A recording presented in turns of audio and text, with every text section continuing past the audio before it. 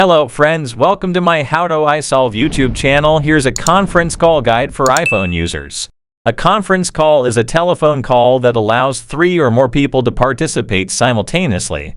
It is a convenient way for people who are in different locations to communicate with each other at the same time. We will see how to add anyone from the contacts list or end any call during conference calls.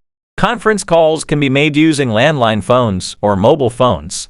To make a conference call on an iPhone, follow these steps. First, call the first person you want to include in the conference call.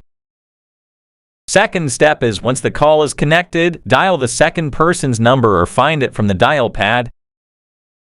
Or tap Add Call to find from Saved Contacts. Use search to quickly find your contact. After the call connects, the third step is to tap the Merge Calls button to combine both calls into a conference call. If you want to add more people to the call, repeat steps 2 and 3. To remove or end any call during the conference call, tap on I button and tap on the end for the selected contact. Tap on Done to move the calling screen. To end the conference call, simply hang up the phone and press the End button. That's it. Now you know how to make a conference call on your iPhone. Thanks for watching.